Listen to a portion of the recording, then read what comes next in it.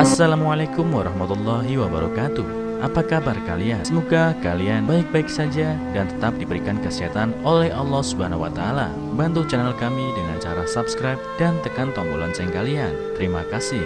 Semoga kisah ini bermanfaat. Ayah pura-pura lumpuh, anaknya tak ada yang peduli. Semua syok saat menantunya datang.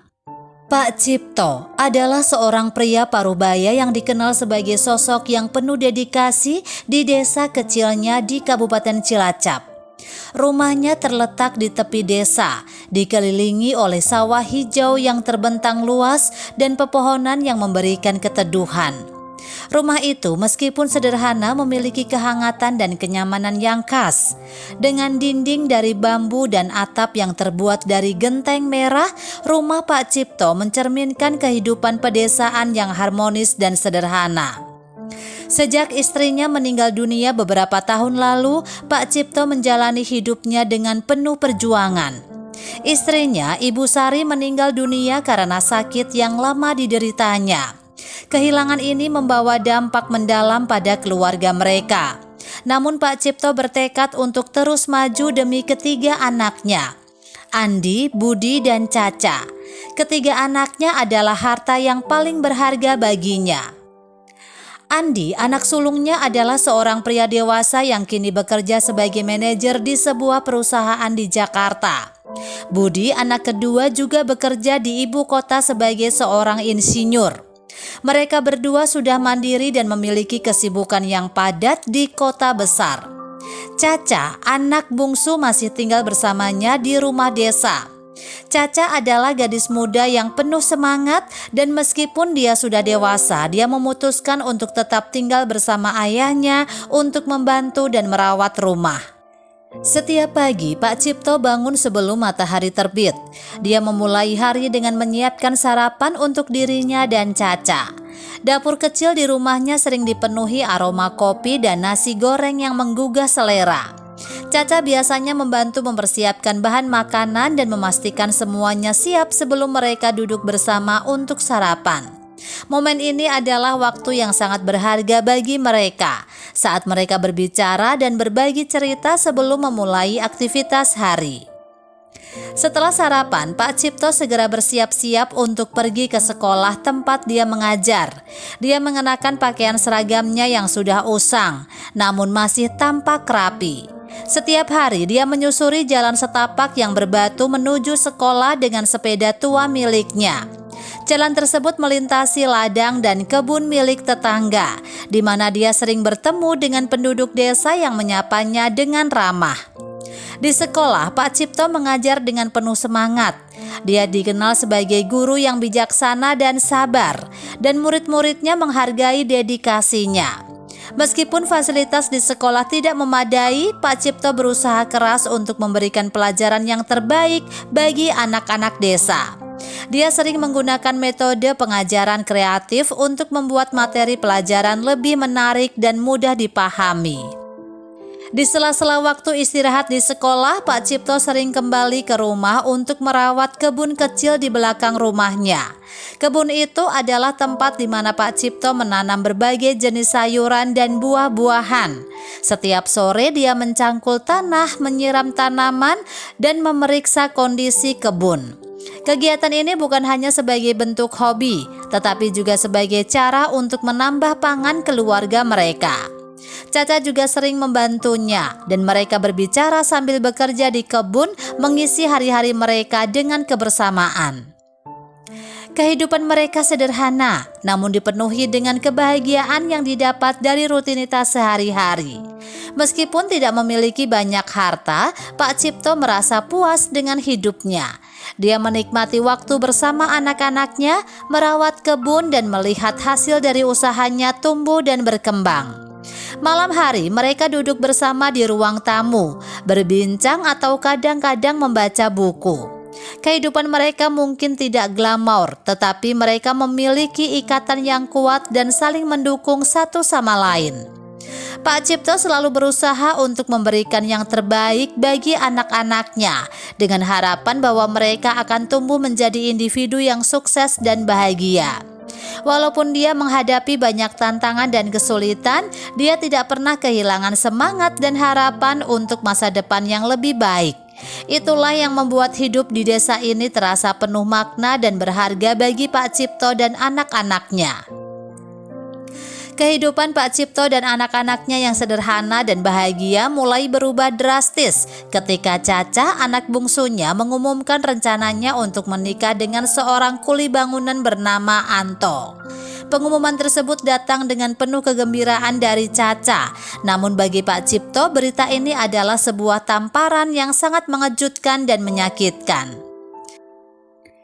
Caca, meskipun adalah anak bungsu yang selalu dekat dengan ayahnya, tiba-tiba membawa keputusan yang sangat besar dalam hidupnya. Dia menjelaskan bahwa Anto, pria yang bekerja sebagai kuli bangunan di proyek-proyek konstruksi, telah melamar dan mereka berdua sudah memutuskan untuk menikah. Anto adalah seorang pria yang baik hati, namun latar belakangnya yang sederhana dan pekerjaan yang dianggap rendah di mata masyarakat desa membuat Pak Cipto sangat kecewa. Dia merasa bahwa Anto tidak memiliki status sosial yang memadai untuk menjadi suami Caca. Pak Cipto menghadapi dilema besar. Sebagai seorang ayah yang peduli dan melindungi anak-anaknya, dia merasa tidak bisa menerima keputusan ini. Dia menganggap bahwa Anto bukanlah pasangan yang cocok untuk Caca. Dia mulai merasa cemas tentang masa depan Caca dan apa yang mungkin terjadi jika Caca menjalani hidup bersama seorang pria yang statusnya jauh berbeda dari mereka. Pak Cipto juga merasa bahwa keputusan ini mungkin merusak reputasi keluarga mereka di mata masyarakat desa. Setiap kali Caca berbicara tentang persiapan pernikahan, Pak Cipto hanya bisa mengerutkan dahi dan berpura-pura menerima. Hatinya penuh dengan keraguan dan kekhawatiran, tetapi dia tidak ingin membuat Caca merasa tertekan. Dia berusaha untuk tidak menunjukkan kekecewaannya. Meskipun setiap kali dia mendengar tentang pernikahan, dia merasa hatinya hancur. Malam hari, Pak Cipto sering duduk sendirian di beranda rumah, memikirkan masa depan anaknya dan bagaimana semua ini akan berakhir. Caca sendiri merasa tertekan dengan ketegangan ini. Dia mencintai Anto dengan tulus dan tidak bisa membayangkan hidup tanpa pria tersebut. Caca merasa terjepit antara cinta dan tanggung jawab terhadap ayahnya. Dia tahu betapa kerasnya Pak Cipto bekerja dan seberapa banyak pengorbanan yang telah diberikan ayahnya untuk mereka. Namun Caca juga merasa bahwa ini adalah jalan hidupnya dan dia tidak bisa mengubah perasaannya. Dia terus mencoba meyakinkan ayahnya tentang betapa baiknya Anto, meskipun usaha tersebut seringkali berakhir dengan pertengkaran. Seiring dengan mendekatnya hari pernikahan, suasana di rumah semakin tegang. Persiapan pernikahan dilakukan dengan sangat sederhana. Tidak ada perayaan yang mewah atau acara yang besar. Semuanya dilakukan dengan apa yang ada, karena Caca dan Anto lebih memilih untuk menghemat biaya. Meskipun begitu, keluarga dan teman-teman dekat hadir untuk memberikan dukungan mereka. Pak Cipto berusaha untuk menunjukkan dukungannya, meskipun hati kecilnya terasa sangat sakit. Dia tahu bahwa anaknya bahagia dan dia berusaha untuk tidak menghalangi kebahagiaan tersebut. Pada hari pernikahan, Pak Cipto mengenakan pakaian terbaiknya dan tampak berusaha keras untuk tersenyum. Selama upacara pernikahan, dia berdiri di samping Caca, meskipun setiap detik terasa berat baginya. Pernikahan Caca diadakan di rumah sederhana mereka. Caca mengenakan gaun pengantin sederhana namun indah yang dijahit dengan penuh cinta oleh ibu-ibu di desa. Anto juga tampak gagah dalam setelan jas yang disewanya. Momen tersebut penuh dengan emosi, terutama bagi Pak Cipto yang merasa seolah-olah kehilangan sebagian dari dirinya. Meskipun demikian, dia berusaha memberikan doa dan restunya kepada Caca dan Anto. Setelah pernikahan, Caca dan Anto memutuskan untuk tinggal di rumah mereka sendiri yang terletak tidak jauh dari desa. Tetapi cukup jauh untuk membuat Pak Cipto merasa sendirian. Keputusan ini membuat rumah Pak Cipto terasa lebih kosong dan sunyi. Caca dan Anto memulai hidup baru mereka dengan penuh harapan. Sementara Pak Cipto harus menghadapi kenyataan bahwa rumah yang dulunya penuh dengan keceriaan dan tawa kini berubah menjadi tempat yang sepi. Pak Cipto merasa kehilangan dan kesepian. Dia merindukan kehadiran Caca dan seringkali merasa terabaikan. Meskipun dia mengerti bahwa ini adalah bagian dari siklus hidup dan bahwa Caca harus menjalani hidupnya sendiri, rasa sakit yang dirasakannya sangat mendalam. Setiap sudut rumah kini mengingatkannya pada masa lalu, saat rumah tersebut dipenuhi dengan tawa dan kegembiraan dari ketiga anaknya. Kini hanya ada kenangan dan kesepian yang menghampirinya setiap hari. Seiring berjalannya waktu setelah pernikahan Caca, Pak Cipto semakin merasakan beratnya kesepian yang menghantui hari-harinya. Rumah yang dulunya penuh dengan suara tawa dan aktivitas kini terasa kosong dan sunyi. Andi dan Budi, kedua anaknya yang bekerja di Jakarta, jarang sekali mengunjungi rumah. Kesibukan mereka di kota besar membuat mereka hanya pulang untuk hari-hari besar atau libur panjang.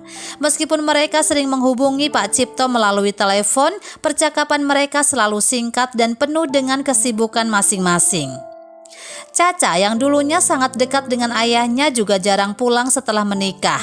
Meskipun dia sering mengirim kabar dan bertanya kabar ayahnya, kunjungannya ke rumah semakin jarang. Anto suaminya sibuk dengan pekerjaan sebagai kuli bangunan yang sering mengharuskannya pergi dari pagi hingga malam.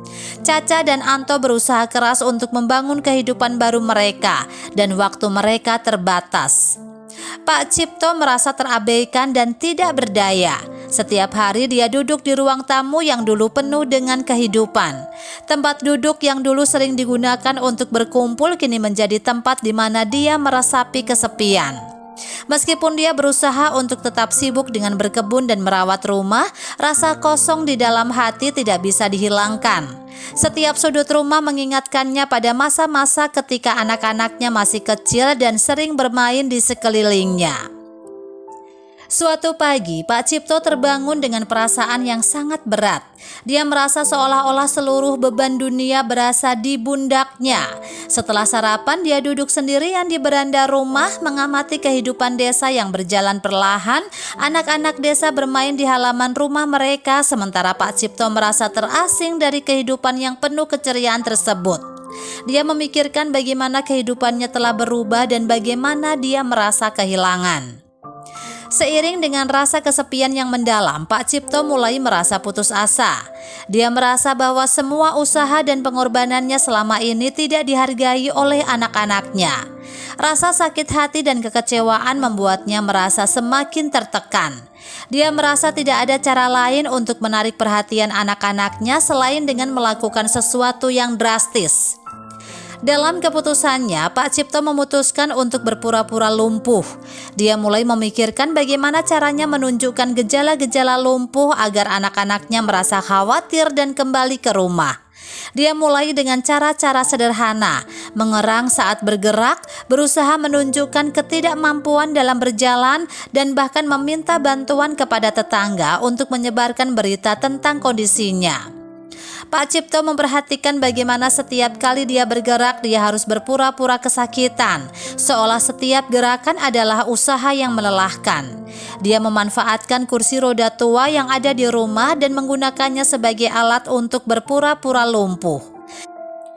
Setiap kali ada orang yang datang berkunjung atau tetangga yang mampir, dia akan memperlihatkan kesulitan bergeraknya dengan berlebihan. Dia berharap bahwa dengan cara ini anak-anaknya akan merasa cukup khawatir untuk pulang dan melihat kondisinya. Namun, upaya Pak Cipto tidak membuahkan hasil yang diharapkan. Andi dan Budi yang sibuk dengan pekerjaan mereka di Jakarta tidak menunjukkan reaksi yang signifikan terhadap berita tentang kondisi ayah mereka. Mereka mungkin merasa prihatin, tetapi kesibukan mereka membuat mereka merasa tidak bisa segera pulang. Mereka hanya mengirim pesan singkat dan menanyakan kabar tanpa benar-benar mengetahui apa yang terjadi. Caca juga merasa prihatin, tetapi dia tidak bisa sering-sering pulang karena kesibukan dan tanggung jawab barunya bersama Anto. Pak Cipto semakin merasa terpuruk. Dia merasa bahwa semua upayanya sia-sia dan rasa sakit hati semakin mendalam. Dia mulai meragukan keputusannya dan bertanya-tanya apakah dia salah dalam mengambil langkah ini. Namun rasa kesepian dan keputusannya membuatnya terus melanjutkan sandiwara ini, berharap bahwa suatu saat anak-anaknya akan merasakan kepedihan dan kembali ke rumah untuk menolongnya. Hari-hari berlalu dan meskipun Pak Cipto berusaha keras untuk mempertahankan kepura-puraannya, dia mulai merasakan dampak fisik dari upayanya. Rasa sakit yang sebenarnya mulai muncul karena gerakan yang tidak wajar dan dia harus menghadapi kenyataan bahwa berpura-pura tidak hanya membuatnya merasa emosional tetapi juga fisik.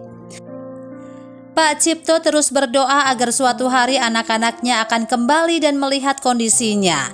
Dia berharap bahwa mereka akan memahami betapa kesepiannya dia rasakan dan betapa pentingnya mereka bagi hidupnya. Meskipun dia merasa terjebak dalam kebohongan yang dia buat, dia tetap berharap bahwa upayanya kini akan membawa perubahan yang diinginkan, yaitu kehadiran anak-anaknya di rumahnya yang sunyi. Setelah beberapa minggu Pak Cipto berpura-pura lumpuh, harapan dan kebingungannya mulai membaur. Dia telah berusaha keras untuk menarik perhatian anak-anaknya dengan melakukan berbagai cara untuk menunjukkan betapa sulitnya kondisinya. Namun reaksi yang dia terima jauh dari yang diharapkannya. Andi dan Budi yang masing-masing memiliki kesibukan besar di Jakarta hanya menganggap bahwa berita tentang kondisi ayah mereka adalah salah satu cara Pak Cipto untuk menarik perhatian. Mereka menganggap bahwa kesulitan yang dilaporkan oleh ayah mereka mungkin berlebihan dan tidak terlalu serius. Keduanya sudah lama terbiasa dengan rutinitas mereka yang padat dan seringkali mereka merasa kesulitan untuk mencari waktu untuk pulang. Andi, seorang manajer di sebuah perusahaan besar, seringkali sibuk dengan rapat-rapat penting. Telepon dan email dari atasan serta rekan kerja menyita hampir seluruh waktunya. Ketika dia mendengar kabar tentang kondisi ayahnya, Andi merasa prihatin, namun tidak cukup untuk membuatnya segera pulang. Dalam pikirannya, Pak Cipto mungkin hanya membutuhkan perhatian lebih dari anak-anaknya, dan Andi merasa bahwa kondisi ini mungkin bisa ditangani dengan bantuan dari tetangga atau tenaga medis setempat. Budi yang bekerja sebagai insinyur di Jakarta juga memiliki jadwal yang sangat padat. Dia sering terlibat dalam proyek-proyek yang memerlukan perhatiannya penuh, dan kehadirannya di kantor seringkali di luar jam kerja reguler. Ketika mendengar berita tentang ayahnya, Budi juga merasa prihatin, tetapi tidak melihat alasan mendesak untuk pulang. Dia percaya bahwa Pak Cipto mungkin hanya merasa kesepian dan menggunakan kondisinya untuk meminta perhatian lebih dari mereka.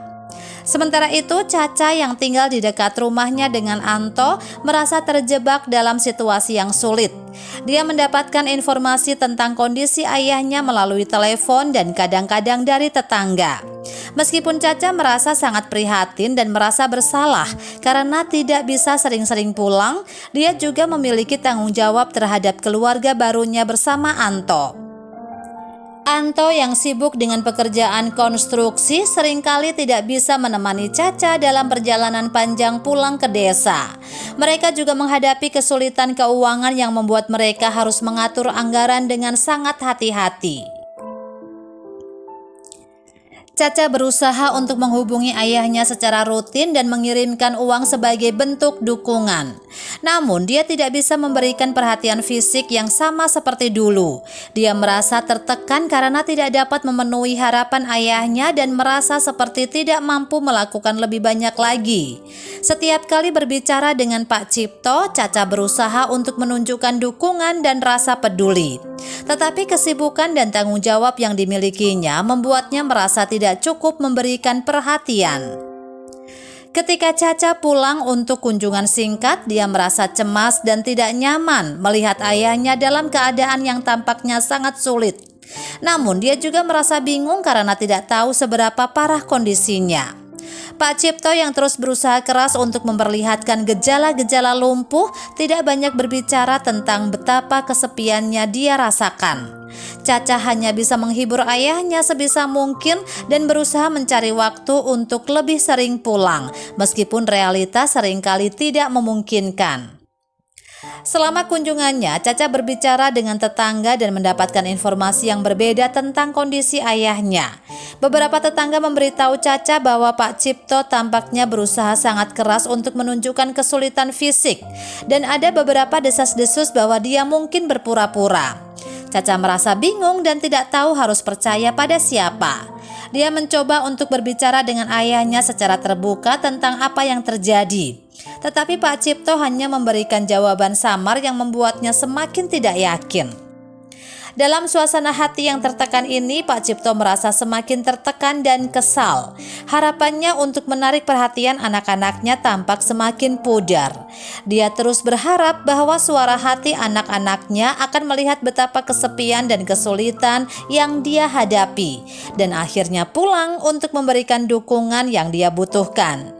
Namun ketidakpedulian yang ditunjukkan oleh anak-anaknya membuatnya merasa semakin tidak berarti dan terabaikan. Pak Cipto terus menjalani hari-harinya dengan perasaan putus asa. Dia mulai meragukan keputusan dan strateginya sendiri. Namun dia tidak bisa mengubah situasi yang telah dia ciptakan. Ketika malam tiba, dia kembali ke rutinitas malamnya yang sunyi, meresapi kesepian dan memikirkan masa depan yang tampaknya semakin kabur. Setiap hari terasa semakin berat tanpa kehadiran anak-anaknya, dan dia berharap agar suatu hari mereka akan menyadari betapa besar arti mereka dalam hidupnya dan kembali ke rumah untuk membagikan kebersamaan yang hilang. Kehidupan Pak Cipto semakin suram seiring berjalannya waktu.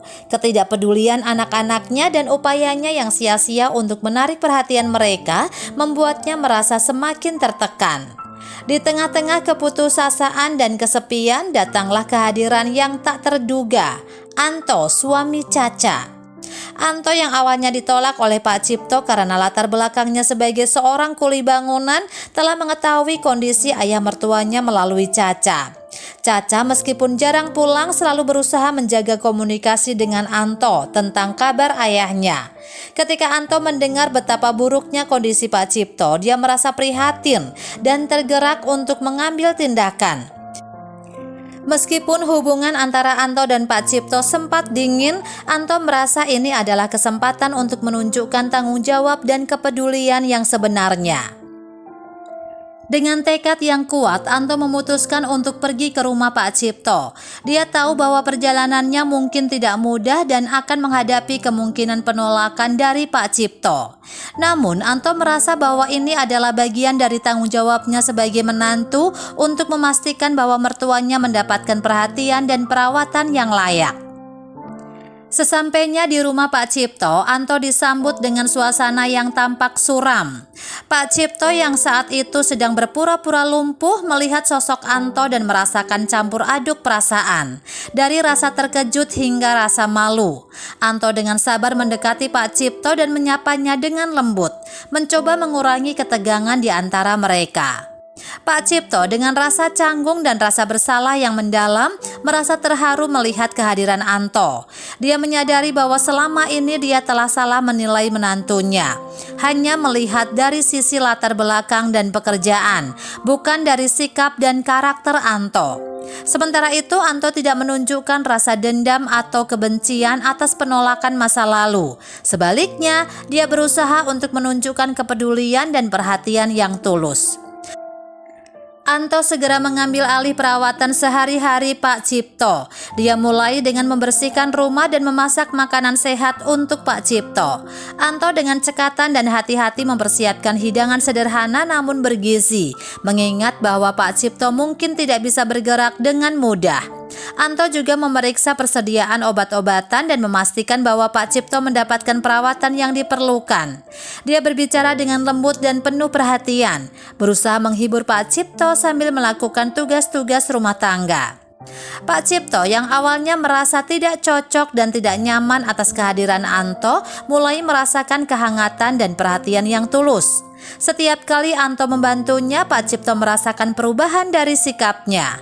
Dia melihat bagaimana Anto berusaha keras untuk membuatnya merasa nyaman dan bagaimana menantunya tidak mempermasalahkan penolakannya yang dulu. Anto menunjukkan sikap yang penuh kesabaran, tidak pernah mengeluh dan menunjukkan ketidakpuasan, meskipun dia tahu betapa sulitnya situasi ini bagi Pak Cipto.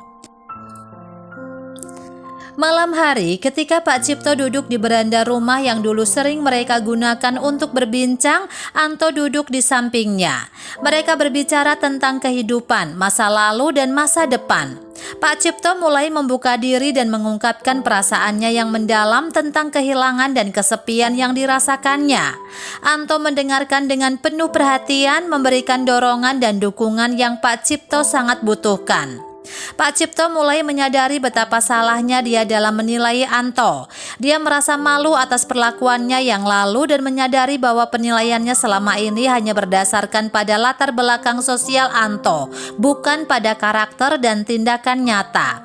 Anto dengan kebaikan hati dan tanggung jawabnya telah menunjukkan bahwa dia adalah menantu yang layak untuk diterima dalam keluarga. Pak Cipto merasa bersalah karena telah menolak Anto sebelumnya dan mulai menyadari betapa besar hati menantunya. Anto terus merawat Pak Cipto dengan penuh perhatian, memastikan bahwa semua kebutuhan Pak Cipto terpenuhi dan membantu Pak Cipto dengan berbagai aktivitas sehari-hari. Kunjungan Anto membawa perubahan positif dalam kehidupan Pak Cipto. Setiap hari Pak Cipto merasa lebih baik secara fisik maupun emosional. Kehadiran Anto memberikan dorongan semangat yang sangat dibutuhkan Pak Cipto. Kehidupan di rumah Pak Cipto perlahan-lahan mulai berubah. Dengan dukungan dan perhatian dari Anto, suasana di rumah menjadi lebih hangat dan penuh dengan rasa saling menghargai. Pak Cipto merasa berterima kasih atas kehadiran Anto dan mulai merencanakan cara untuk menghubungi anak-anaknya. Berharap mereka akan menyadari betapa pentingnya keluarga dan kembali bersama Anto. Dengan kesabaran dan kepeduliannya telah membantu Pak Cipto menemukan kembali makna kebersamaan dan cinta keluarga yang hilang. Setelah beberapa minggu di bawah perawatan Anto, Pak Cipto mulai merasakan perubahan dalam dirinya. Keberadaan Anto telah membawa kehangatan dan kenyamanan yang sangat dibutuhkannya. Namun, di balik rasa terima kasih dan kebahagiaan yang dia rasakan, Pak Cipto tidak bisa menghindari perasaan bersalah yang mendalam. Kesadaran dan kesalahannya yang telah berpura-pura lumpuh untuk menarik perhatian anak-anaknya semakin mengganggu pikirannya. Suatu sore setelah makan malam yang disiapkan dengan penuh cinta oleh Anto, Pak Cipto duduk di teras rumah. Anto yang baru saja selesai membersihkan meja duduk di sampingnya dengan santai, menikmati suasana malam desa yang tenang. Lampu-lampu kecil di sekitar teras memberikan cahaya lembut yang membuat suasana menjadi lebih intim. Pak Cipto menghela nafas panjang, berusaha mencari kata-kata yang tepat untuk mengungkapkan perasaannya. "Anto," kata Pak Cipto suaranya berat dengan penuh penyesalan. "Aku harus mengakui sesuatu. Selama ini aku telah berpura-pura lumpuh untuk menarik perhatian anak-anakku. Aku merasa sangat kesepian dan terabaikan. Dan aku pikir jika mereka tahu betapa parahnya kondisiku, mereka akan pulang dan menemani aku." Anto menatap Pak Cipto dengan penuh perhatian, tidak menunjukkan rasa terkejut. Dia tahu bahwa Pak Cipto merasa terbebani oleh rasa bersalah dan penyesalan. Dengan lembut dia berkata, "Pak Cipto, saya memahami mengapa Bapak melakukan hal itu. Saya tahu Bapak merasa kesepian dan ingin mendapatkan perhatian anak-anak. Namun penting bagi Bapak untuk tahu bahwa apa yang Bapak rasakan adalah hal yang wajar." Pak Cipto menundukkan kepala, merasakan beratnya perasaan bersalah. "Tapi aku tahu aku telah salah besar. Aku seharusnya tidak menggunakan cara yang begitu drastis. Aku telah salah menilai dan menolakmu tanpa memahami siapa dirimu yang sebenarnya. Aku menganggap kamu tidak layak untuk Caca hanya karena pekerjaanmu, dan aku sangat menyesal." Anto menyentuh tangan Pak Cipto dengan lembut. "Pak Cipto, tidak perlu terlalu keras pada diri sendiri. Kita semua membuat kesalahan. Yang penting adalah bagaimana kita memperbaiki hubungan kita dan melanjutkan ke depan. Saya hanya ingin Bapak tahu bahwa saya di sini untuk merawat Bapak karena saya peduli dan menghargai keluarga." Pak Cipto merasa terharu mendengar kata-kata Anto. Dia mulai menyadari betapa berharganya sikap Anto dan betapa besar hatinya menantu itu. Dengan suara bergetar, Pak Cipto melanjutkan, "Aku merasa sangat malu atas semua ini. Aku ingin meminta maaf atas semua yang telah kulakukan. Aku telah salah menilai dirimu dan mengabaikan kebaikan hatimu. Aku berdoa agar kamu bisa memaafkanku dan kita bisa mulai memperbaiki hubungan kita." Anto tersenyum lembut. "Saya sudah memaafkan Bapak sejak awal. Yang penting adalah kita sekarang bisa saling memahami dan mendukung satu sama lain. Mari kita mulai dari sini dan buat hubungan kita menjadi lebih baik."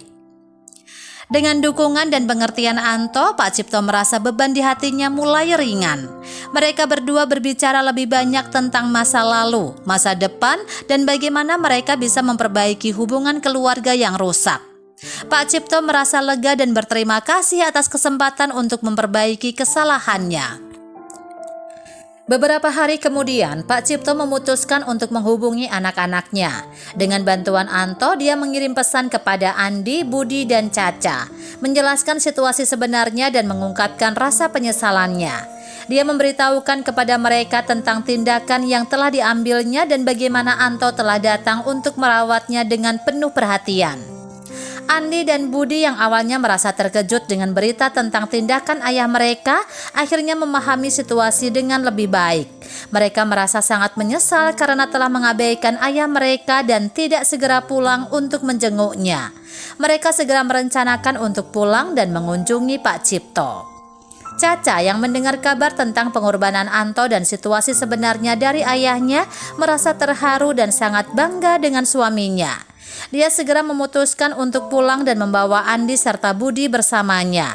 Keluarga berkumpul kembali di rumah Pak Cipto dengan suasana yang penuh emosi dan penyesalan. Ketika Andi, Budi, dan Caca tiba di rumah, mereka disambut dengan hangat oleh Pak Cipto dan Anto. Ada momen haru ketika anak-anak memeluk ayah mereka dan meminta maaf atas ketidakpedulian mereka. Mereka juga berterima kasih kepada Anto atas segala usaha dan pengorbanan yang telah dilakukan untuk merawat Pak Cipto. Pak Cipto merasa sangat bahagia dan terharu melihat keluarga berkumpul kembali.